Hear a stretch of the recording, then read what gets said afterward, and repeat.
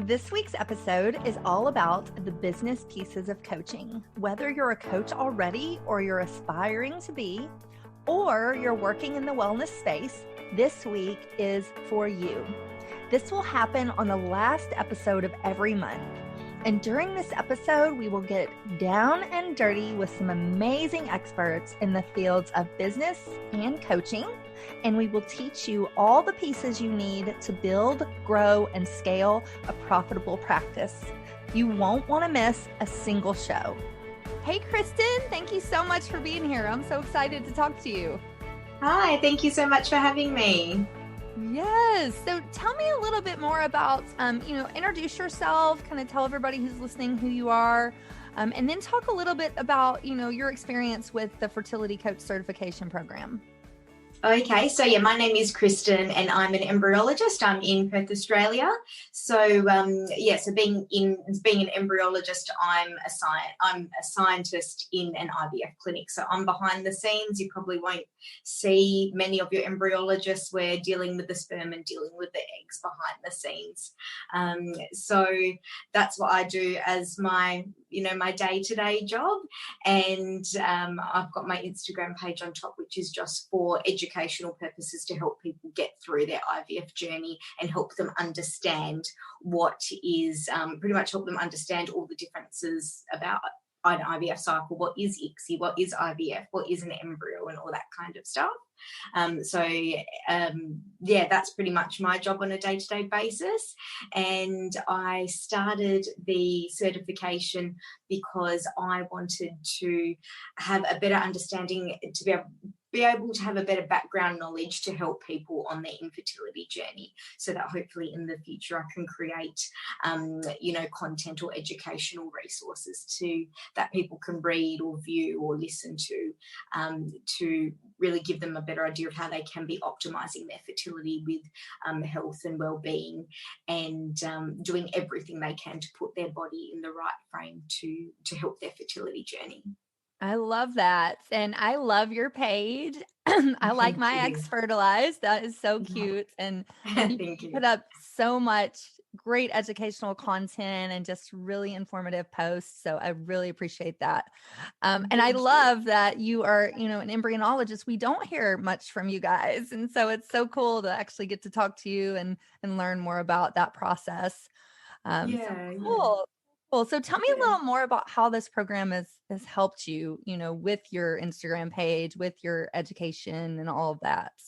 Yeah, so I'm still, going through it at the moment, so I haven't finished. So pillar one for me was, pillar one's all the wellness pillar. So that was really good to kind of boost my background knowledge of all the different things that people can be doing in terms of sleep and nutrition and vitamins and all that kind of stuff. Little things that they can be changing in their day-to-day lives. And as you always say, you're not working for perfection, you're working for progress. Mm-hmm. And even little bits of progress can make such a big difference in the long run. You don't have to be perfect at changing every single thing that you possibly can.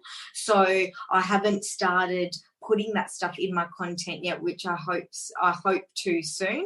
But that's so pillar one was really good for my background knowledge of that.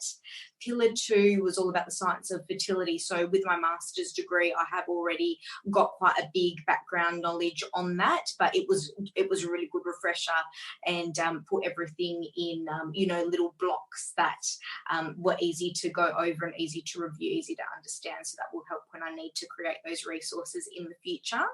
At the moment, I'm up to pillar 3, which is all the coaching stuff. So I'll be starting that soon. And the other stuff is which is really helpful, is the social media stuff. So the different modules on the different platforms to give me little tips and tricks of how I can, do better at the content that I do put out on different platforms. I love that. And you're moving right along through the program. So that's awesome. Other thing too, how do you like the legal forms? Have you gotten to look at those, and have those helped you at all? Know kind of what so I'm really confused with all the legal stuff and I don't know how the stuff in America translates over to Australia. So I don't know if I can just use the same ones or if I need to get other ones. I'm not sure. So when I'm ready to set all my website up, I'm going to, I'll have a look at all those and then get someone here to have a look at them to see if they'll be applicable over here. Perfect. And I would think that, I mean, I'm sure you guys have different laws, but like, my practice is virtual. I see people in every country, and those are the forms that my lawyer wrote for me to be able to do that. So I would think it would be the same, but I would, definitely, at least you have the templates. You can have a lawyer look at them, which would be less expensive than hiring a lawyer to create them all. Oh, absolutely. So, yeah, definitely. Absolutely. Yeah. Sure. So that's fantastic. That's really good. I love it. Yeah. So let's talk some practical tips. Some people watching this, obviously, well, let me go back. So some people are in infertility right now. They're actively trying to get pregnant. And that's why I have some people come into this program, because they're like, I want to do it on myself first, and then they want to do it as a business. And so talk to us about maybe your top 3 tips for somebody going through IVF. What would they need to do? Oh, okay. So do you mean like start any fertility stuff? Yes. So yes, if they're going through an IVF cycle, like what are some things they can do to kind of prep their body? Yeah, so to make your body the best, that you really want your body to be in the best condition that you have. So your nutrition is a massive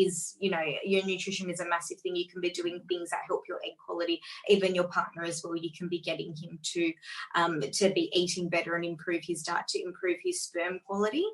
So better eggs and better sperm, you're going to get a better chance of getting good quality embryos and better eggs at egg collection. If people aren't at the IVF stage yet and they're trying naturally, checking for ovulation and monitoring your ovulation is my number 1 tip, because I have been very, very surprised how many people don't know about that, and they don't know that they need to do that in order to get pregnant. So that was a big surprise for me, because I've been obsessed with this for years. So I just kind of assumed it was something everybody knew or everybody learnt in school. I don't even know when I learnt about it, but I've had lots of friends contact me and they don't really know anything. So I think ovulation is a big one. Your proper nutrition is a big one, and then basic overall your stress reduction. I think learning your stress management techniques, such as your affirmations, visualizations, meditations, all that kind of stuff, whether it gets you better results or not. Some studies say yes, it does, but even if not, it's going to help you cope with the stress of, it's going to help you get through those stressful times. So I think that's a big thing to learn, a good thing to learn. For sure. Yes. And I love that you say that about, tracking your cycle. So many people don't realize they need to do that. And I'll have people come to me and say, we've been trying to get pregnant for 2 years and it's not happening. And then I teach them that. And then they get pregnant a couple months later, and they're like, oh my gosh, I've been having sex at the wrong time this entire time, and I didn't even know it. Yeah. And I've had doctors say to me that, like, in obviously all your textbooks, you read that somebody ovulates on day 14. And I've heard doctors say that they've had patients say that they will only have sex on day 14 because they just assume that day 14 is the day that they ovulate. If you're like me, I don't ovulate till day 23 if I'm lucky, if at all. It's between, day 19, day 20, day 21, day 22. If I was trying on day 14, I would have never gotten pregnant. Right. So it can vary so much, and so many people don't realize that. Right, for sure. And so what are some things that we can look for to kind of see that we're ovulating? Can you go into that just a little bit? Yeah, so probably the most obvious one, which some people will be able to notice a lot more than others, is the changes in the cervical mucus. So after your period finishes, you'll start to get a bit dry down there, and then as your estrogen levels start to increase, you'll get a bit creamier and then a bit more watery until you get a lot of mucus that's very stretchy and clear, like egg white. That's your fertile mucus. This is as a result of your high rising estrogen levels. So your estrogen is peaking, and then when you get that really stretchy egg white mucus, ovulation, that's not when you're ovulating, but it does indicate ovulation should happen soon. Gotcha. And it's up to 36 hours, right? Yeah. So 24 to 36. Yep. I love it. And that's what I tell people too. I'm like, look for that cervical mucus. You can do the OPKs, but to take that as a grain of salt. let's look for that mucus, because that is the best indicator to show when you might be ovulating. So with myself, I've got PCOS, so those OPK tests never work. So my LH levels are actually always high. So every OPK that I will ever take will always be high because my LH levels are generally always high. So those would, and I did buy them for many months, many years prior, not knowing that that was an issue. So for just PCOS girls, just know that your LH levels may not be appropriate to be using those ovulation predictor kits. And feeling your cervix, I tried many, many times. Never had any success. I know, me too. I don't know where it is. I teach it, but then I'm like, sometimes it's a little invasive and it never works really. I tried many sometimes times. It doesn't. I never had success with that. But at least the cervical mucus, it is a quite easy thing to know. Yeah. Right. And then what about BBT? Do you recommend that?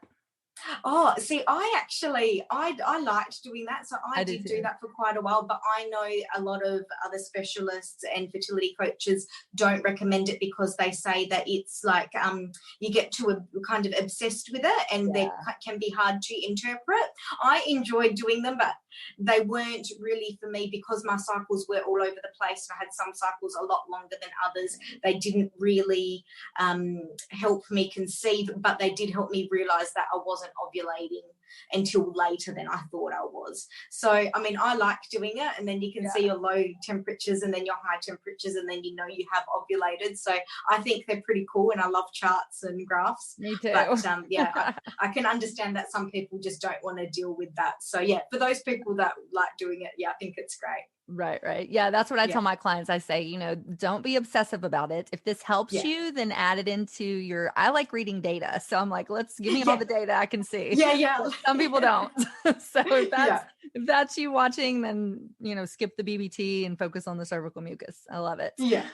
So what are some pieces of advice you might have for somebody thinking of doing the certification course? And then also somebody going through infertility, whether that's naturally or assisted? So for people that are trying, whether it's natural or probably for people that are trying naturally, my advice is don't be scared to seek help. I think a lot of people will try on their own for many years before seeking help, and then they'll find out that they either don't ovulate or they've got really, really poor sperm, or that they've got something going on in their uterus, which a simple test may be able to find, such as blocked tubes or something like that. So I would say I know I'm very impatient, so I didn't want to waste time. So I kind of got onto it pretty quickly, and I know that not everybody's like that. But my advice is don't be too scared and don't wait too long. And particularly when it comes to semen analysis too, because I've seen many people try for a very long time and then find out they'll get to the stage of IVF and find out that the sperm count is so low they would have never gotten pregnant on their own. So something as simple as that could have actually saved them years of trying naturally. So when you think about that and the time that you could have saved, it's actually, to me, it's worth paying. In Australia, getting a semen analysis isn't expensive. I don't know what it costs in the States. In Australia, I think it's not that bad here. It's not like hundreds and hundreds of dollars. No, it's a couple $100. Yeah. Yeah, here it's not even that much. I think it's like, $80 or something like that, depending on where you go. So that would be my tip for the people that are trying to conceive naturally. And for those people on the IVF journey, just know that, my advice for you is that know that there's so many people going through it. There's so much support out there that don't be afraid to seek help and seek out other people that are going through it, because there's so many people out there sharing advice and tips and, motivation that you do not have to go through it on your own these days, because really it's not a taboo. It is a taboo subject in some ways, but so many people are so open about it these days that you really don't have to go through it alone. I love that. And then any advice for somebody thinking about taking this course that maybe they want to become a fertility coach or they want to add fertility coaching to their already?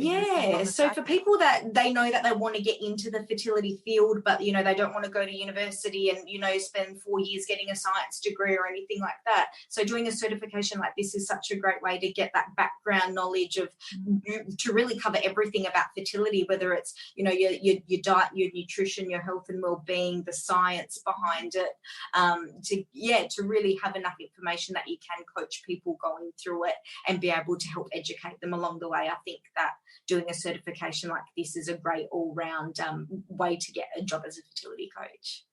I love it. Awesome. Well, thank you so much, Kristen. It's so fun to talk to you, and I really appreciate you being here. Thank you. Oh, no worries. Thank you so much. Thank you. All right. Well, thank you guys for watching, and then we will see you next time. If you are interested in the Fertility Coach Certification course, you can go to our website at coachkayla.com, look under certifications, and that'll give you our course catalog and everything you need to know to join the program. So thank you for listening, and we'll see you soon. Bye. Thanks for tuning in today to the Hormone P.U.Z.Z.L Podcast. Check out the show notes for today's episode at coachkayla.com. If you like what you hear, please subscribe and leave a review. Thanks for hanging out with me, and I'll see you next week.